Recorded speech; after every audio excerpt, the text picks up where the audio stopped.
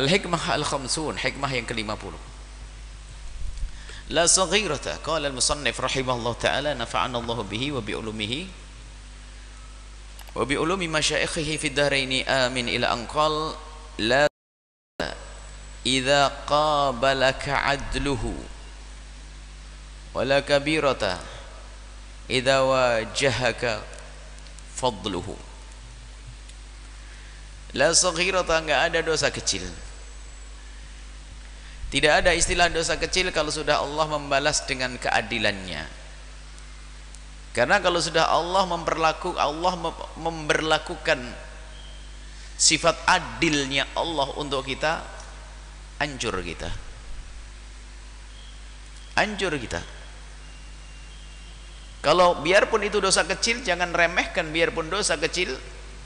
Kalau tidak diampuni oleh Allah, cara menebusnya ya masuk neraka. Dan neraka itu menyeramkan.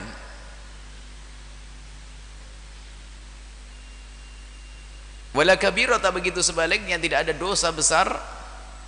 Idza wajahaka, kalau Allah sudah memberlakukan dirimu,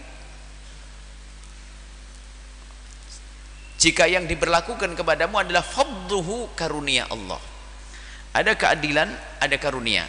Ada dikisahkan suatu ketika ada orang mengatakan, diperintahkan untuk masuk surga, masuklah engkau ke surga atas karuniaku, udkhul jannata bifadli, masuklah engkau ke surga atas karuniaku.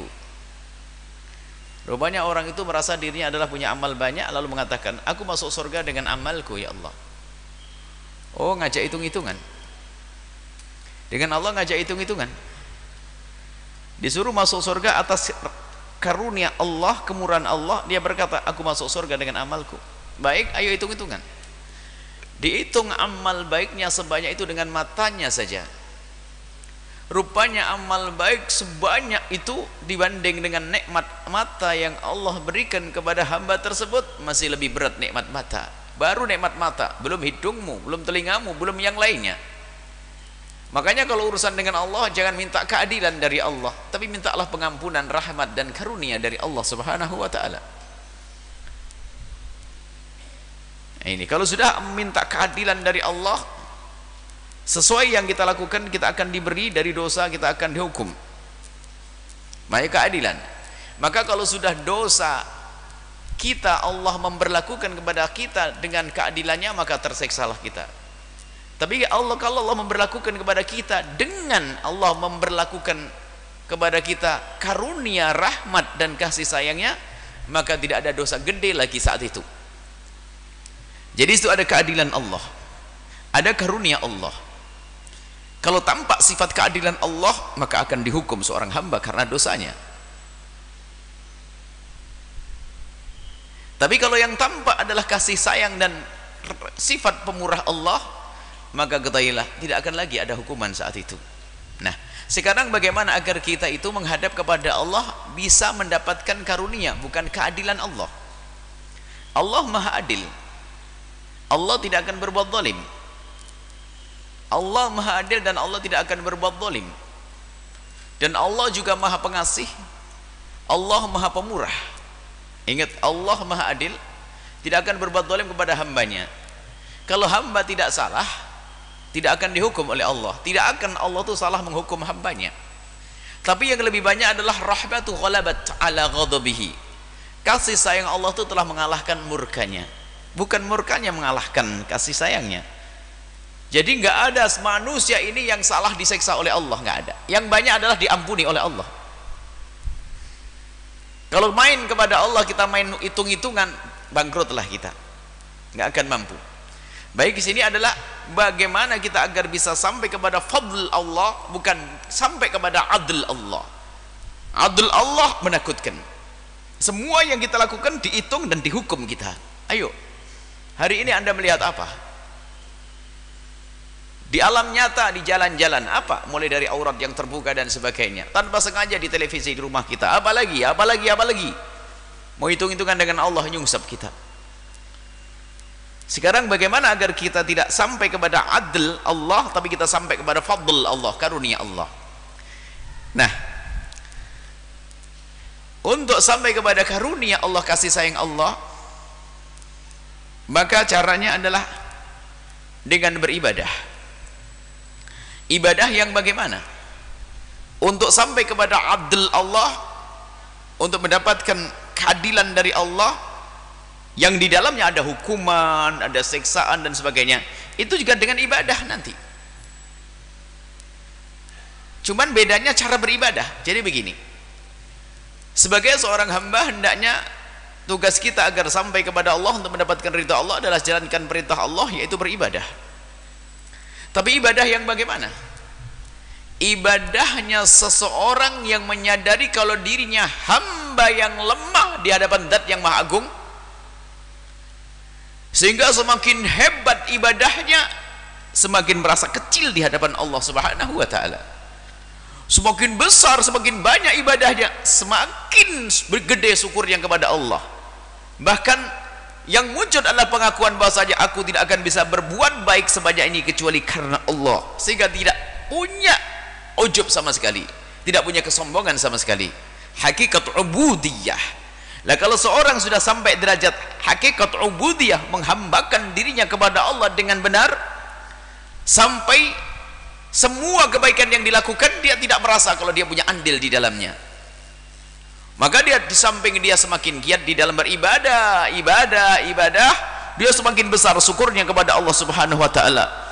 Maka setelah itu Allahu Akbarnya, mengagungkan Allahnya semakin luar biasa, sehingga yang ada adalah kesadaran kalau diri adalah kecil. Orang inilah menuju kepada fadl Allah, karunia Allah, berbuat baik. Kemudian di samping berbuat baik adalah dengan kemaksiatan yang pernah dilakukan. Bagaimana orang yang seperti ini tadi? Di saat dia bermaksiat, apa yang terjadi pada dirinya? Di saat dia merasa dia melakukan kemaksiatan, lihat, untuk mendapatkan fadl Allah, bukan mendapatkan adl Allah, untuk mendapatkan karunia, maaf, kasih sayang Allah, maka seorang hamba tadi yang di saat beribadah semakin hebat ibadahnya, semakin merasa kecil di hadapan Allah, maka ketahuilah hamba tersebut di saat bermaksiat lihat merasa malunya besar kepada Allah. Sehingga bagi orang tersebut bukan dosa gede saja, dosa kecil pun bagi dia adalah berat. Karena urusannya adalah apa? Ini urusannya dengan murka Allah Subhanahu wa taala. Sehingga muncullah orang seperti itu menjadi yang di saat melakukan sebuah kemaksiatan yang adalah derai air mata, tangis, penyesalan dan penyesalan, biarpun itu katanya dosa kecil. Maka bagi orang ini la saghirata, la kabirata, dosa gede pun tidak ada artinya di hadapan Allah. Karena apa? Allah akan memandang orang ini dengan kasih sayangnya, dengan karunia-Nya, maka biarpun gede dosanya, tapi dia menyesal setelah itu. Menyesal dan menyesal dan menyesal, maka penyesalan itulah yang akan meruntuhkan dosa, akan meleburkan dosa, akan menjadi sebab Allah mengampuninya. Kalau sudah begitu, segede apapun dosa itu seperti tidak ada dosa. Tapi satu lagi, seorang hamba, dia juga jago ibadah, tapi ibadahnya bukan menghantarkan kepada fadl Allah, tapi kepada adl Allah. Dia beribadah, di saat mulai bisa beribadah, dia mulai sombong dengan ibadahnya. Wah, seolah-olah sudah kayak punya surga, membanggakan ibadahnya,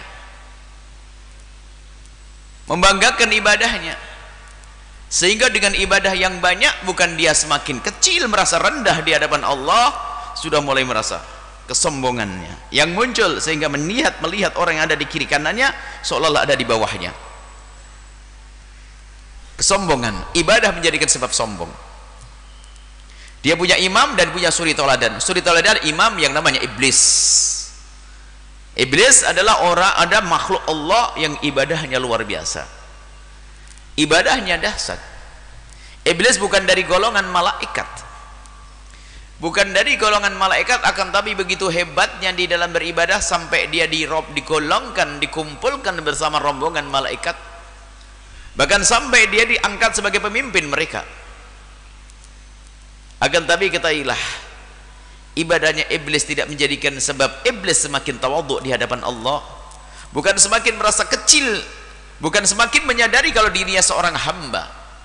Akan tapi ibadahnya iblis menjadikan si iblis itu sombong, maka kesombongannya menghalangi dia untuk bisa patuh kepada Allah. Di saat Allah berfirman, wa id qulna lil malaikati isjudu li adama fasajadu ila iblis, hei, sujudlah kalian wahai malaikat. Wahai malaikat, sujudlah kalian kepada Adam. Yang memerintahkan Allah kepada malaikat. Dan bersama malaikat ada iblis, karena iblis sudah digolongkan bersama malaikat. Wa idh qulna lil malaikati isjudu, di saat kami perintahkan kepada malaikat untuk sujud, fasajadu, semuanya pada sujud illa iblisa, kecuali iblis. Aba wastakbara, enggan, dia enggak mau, wastakbara, sombong dia. Iblis yang sombong. Kenapa dia sombong? Karena kebaikan yang dilakukannya.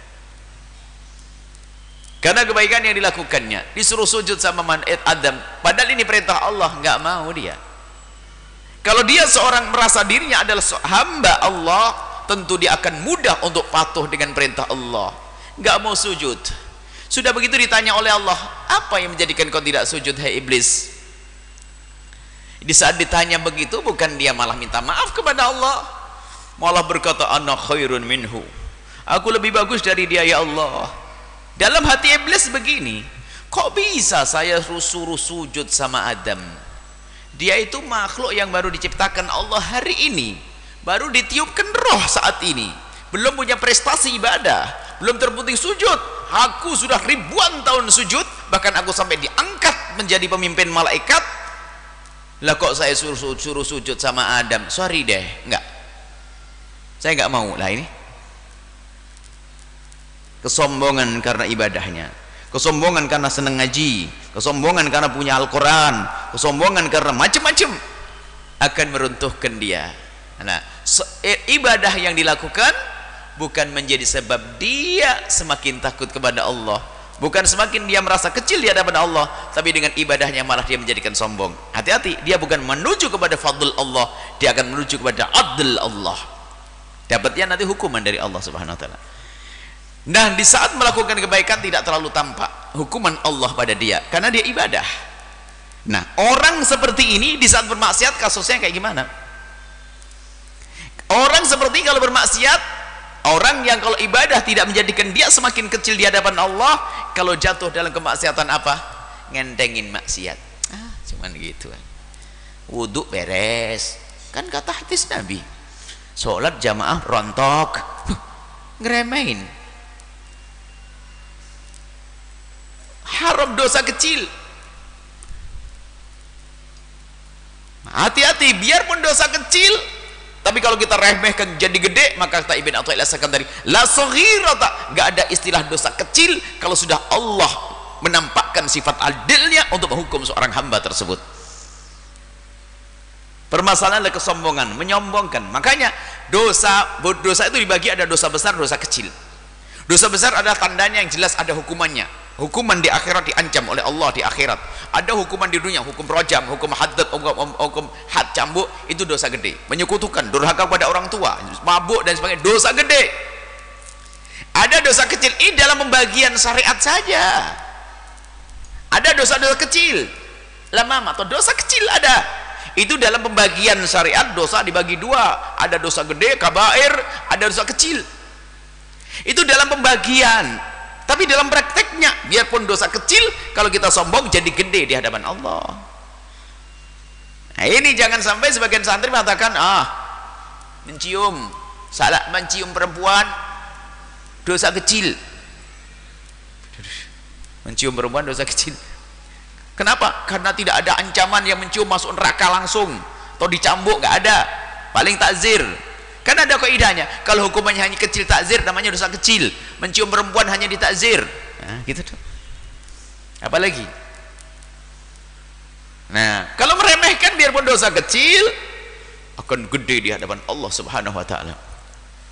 Permasalahan karena kesombongan. Jangankan kau haram, sesuatu yang semula adalah makruh, kalau dia melakukan kemakruhan karena kesombongannya menjadikan dia celaka kok. Ada dikisahkan pada zaman baginda Nabi SAW, ada satu orang makan dengan tangan kirinya. Waktu makan dengan tangan kirinya diingatkan oleh Nabi, kul biyaminik, makanlah engkau dengan tangan kananmu. Yang nyuruh Nabi, apa sih susahnya pindah dari kiri ke kanan? Biarpun katanya orang yang apa namanya, kidal, apa namanya, kidal ya. Nah, Biarpun orang kidal itu bisa bohong. Kalau orang kidal nggak bisa makan dengan tangan kanannya, bohong. Saya itu biasa makan dengan tangan kanan, tapi kalau saya suruh makan tangan gini juga masih bisa. Coba dibalik, sama, tinggal mau atau tidak. Ayo, Anda biasa makan dengan tangan kanan, coba makan dengan tangan kiri, bisa enggak? Anda nulis dengan tangan kanan, makan dengan tangan kiri, bisa atau tidak? Bisa. Nah, laki-laki tersebut mengatakan, la astati', nggak bisa ya Rasulullah, saya sudah biasa begini. Ngejek. Lalu Nabi mengatakan, lastata'ta, nggak akan bisa selamanya, nggak bisa diangkat itu tangan. Hadis sahih. Biarpun urusan kemakruhan, kalau kita merendahkan menjadi gede, padahal makruh, mula-mula makruh, tapi karena dibarengi dengan kesombongan, terhukumlah dia. Apalagi, maka dosa kecil pun juga demikian. Kalau Anda remehkan, dosa kecil, gede, maka jangan meremehkan dosa kecil. Pandangan, dosa kecil, lihat aurat, dosa kecil, kecil, gede di hadapan Allah. Hati-hati. Jadi permasalahannya, yang menjadikan dosa itu gede artinya adalah hati kita. Kapan kita meremehkan yang namanya dosa, maka saat itu dosa akan menjadi gede. Semestinya kalau orang punya iman, rasa takut kepada Allah Subhanahu wa taala, di saat melakukan kesalahan sekecil apapun yang ada rasa takut, jangan-jangan ini sebab murka Allah kepadaku. Kalau sudah Allah murka kepadaku, lihat adlullah yang tampak. Makanya kalau orang meremehkan dosa kecil, apa yang Allah berlakukan untuk dia? Kecil, baik, kecil. La saghirata, enggak ada kecil di hadapan Allah nanti. Kalau kita sudah meremehkan dosa kecil, biarpun dosa kecil akan berat hukumannya. Bagaimana orang yang meremehkan dosa besar, kemakruhan diremehkan pun menjadi sebab dia celaka, apalagi dosa kecil. Dosa kecil saja menjadi sebab celaka, apalagi dosa gede. Maka dalam praktek jangan Anda membedakan dosa besar dan kecil. Pembagian yang selama ini disebut kabair, shaghair, dosa besar, dosa kecil, pembagian syariat. Tapi dalam kenyataannya adalah urusan hatimu.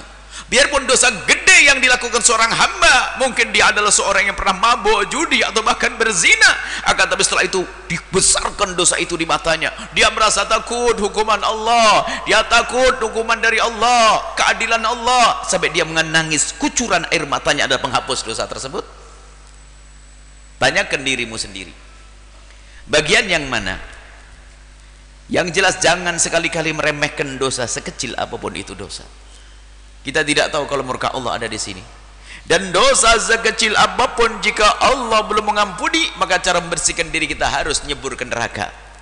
Dan jangan remehkan neraka jahanam. Biarpun 1 menit neraka jahanam, 1 menit. Neraka jahanam, percikan neraka itu kalau jatuh ke bumi akan hangus semuanya. Bagaimana Anda 1 menit di dalam neraka? Dan tidak ada yang mengatakan Anda 1 menit kalau masuk neraka. Siapa mengatakan 1 menit? 1 menit saja serem. Di dunia saja nggak usah pakai 1 menit masuk neraka. 1 menit dikasih duit 5 juta, disetrika setengah menit punggungmu. Sini tak setrika. Siapa yang mau? Setengah menit disetrika punggungnya, nyos. Jangan main-main urusan neraka. Jangan meremehkan urusan hukuman Allah. Kemakruhan pun tidak boleh diremehkan. Makruh, hanya makruh. Kalau Anda melakukan makruh, nggak apa-apa melakukan kemakruhan biasa. Misalnya ada orang makan dengan tangan kirinya, misalnya makruh. Dia ngerti gimana makan dengan kiri, makruh. Kenapa makan dengan kiri? Ya selagi diingatkan ya dengan. Tapi kalau dia ngomong, gini aja kok kalau, awas, hati-hati. Jadi gede di hadapan Allah. Kalau ada orang makan dengan tangan kiri, biasa, nggak dosa. Tapi di saat Anda diingatkan, suruh meninggalkan makan dengan tangan kiri, kok Anda tolak dengan kesombongan, jadi gede nanti di hadapan Allah. Kemakruhan begitu. Maka dari itu kalau ada orang mengingatkan Anda akan dosa, atau mengingatkan Anda akan kemakruhan, maka Anda katakan, sam'an wa ta'atan, saya akan laksanakan. Biarpun nanti lupa lagi. Kamu kalau saya minum dengan kaki, nggak dosa. Tapi kalau saya minum dengan tangan kiri saya karena saya menghindar dengan tangan kanan saya, kurang ajar kepada Rasulullah sallallahu alaihi wasallam. Jadi dosanya bukan karena minumnya, karena hatinya ingkar tadi, hatinya yang sombong tadi. Nah, begitulah kisah dosa-dosa. Ingat, tidak ada dosa kecil. Kalau kita melakukan dosa dengan kesombongan, tidak segera bergegas menuju pengampunan Allah Subhanahu wa taala. Dan ingat, buah daripada meremehkan dosa kecil akan mengulang dosa kecil dengan mudah. Yang menganggap melihat perempuan, lihat aurat perempuan di pinggir jalan adalah dosa kecil, dia akan sering di rumahnya setiap pagi duduk di kursi lihat perempuan lewat, roknya pendek, lebih pendek, turun lagi, dosa kecil, ketahuilah dosa kecil semakin banyak adalah menjadi dosa gede. Fasik sama kasusnya. Jadi permasalahan adalah meremehkan dosa. Maka dari itu, ayo mulai detik ini, saat ini, jangan sekali-kali kita meremehkan dosa kecil sekalipun, apalagi dosa gede. Tapi di saat Anda sudah bisa menganggap dosa kecil itu gede, kalau sudah Anda menganggap dosa kecil sebagai dosa gede, hukuman Allah, maka ketahuilah Allah akan melihatmu dengan fadl, karunia Allah Subhanahu wa taala. Jadi jelas bagaimana sampai kepada fadl Allah. Di saat kita melakukan ibadah, maka hendaknya kita melakukan ibadah dengan penuh ketawaduan, syukur atas karunia Allah. Dan di saat melakukan kemaksiatan, bergegaslah kita untuk menyesali dosa-dosa tersebut. Maka di saat orang seperti itu akan dipandang Allah dengan fadl. Karena apa? Orang ini tawadhu, dia dosa tapi dia nyesel, maka Allah memandang dengan kasih sayangnya. Maka tidak ada dosa besar saat itu, biarpun gede dosanya, karena dia menyesal, memohon ampun kepada Allah dengan tetesan air mata, berjanji tidak mengulangi penyesalan yang sesungguhnya. Allah Maha tahu, Allah akan pandang bifadlihi, dengan karunia-Nya. Tapi sebaliknya yang sebelah ini, na'udzubillah, yang satu lagi ini, lihat, melakukan dosa sombong. Dosa kecil saja sombong menjadikan dia terhinakan, apalagi dosa gede. Diajak tobat terusan mabuk, ngapain sih, memang mabuk, apa sih? Zina, mumpung muda. Hati-hati, hati-hati, yang merendahkan, meremehkan dosa, Allah akan memandang dia bi'adlihi. Kalau sudah Allah mandang seorang hamba dengan keadilannya, terpuruklah seorang hamba, terhinakan seorang hamba, maka dia akan diseksa oleh Allah Subhanahu wa taala dengan siksa yang sangat berat. Mari kita renungi diri kita sendiri. Jangan biasa meremehkan dosa sekecil apapun. Sekecil apapun, sekecil apapun. Dan membiasakanlah kita untuk bisa membuat sebuah evaluasi sekaligus koreksi diri. Inilah perlu kesadaran koreksi diri. Yaitu tadi, kadang orang duduk di rumahnya berhari-hari tidak sadar, setiap hari melihat yang haram, orang lewat. Kalau dia seorang yang sadar akan dosa, kursinya akan dipindah miring ke sana, sudah aman, tidak akan melihat di sana. Dan karena kita biasa meremehkan dosa kecil, setiap hari pun dosa kecil disodorkan di mata kita melalui layar televisi pun nggak sadar. Jangan dianggap itu tidak dosa. Paling tidak begini loh ya, kalau Anda memang melihat sebuah keharaman, biarpun itu menurut ulama secara di pembagian syariat tadi dosa kecil, paling tidak harus Anda lintaskan itu dosa, ya Allah ampuni aku, itu dosa, ampuni aku. Dan jangan sekali-kali terlintas di hati Anda perkataan bahwasanya cuma dosa kecil aja kok, kecil, dosa kecil. Apalagi kemarin kita hati sebelumnya, wudhu menghabiskan dosa, puasa Muharram menghabiskan dosa. Alah, habis nanti Muharram setahun habis, puasa Muharram setahun habis. Kalau sudah meremehkan begini, tidak akan diampuni oleh Allah Subhanahu wa taala. Semoga Allah mengampuni dosa kita, dan semoga Allah menjadikan kita hamba yang paling takut melakukan dosa. Semoga Allah menjadikan kita hamba yang semakin tawadhu di saat melakukan kebaikan. Dan semoga kebaikan yang kita lakukan tidak menjadi sebab kita sombong kepada siapapun, kepada Allah dan kepada hamba-hamba Allah Subhanahu wa taala. Wallahu a'lam bissawab.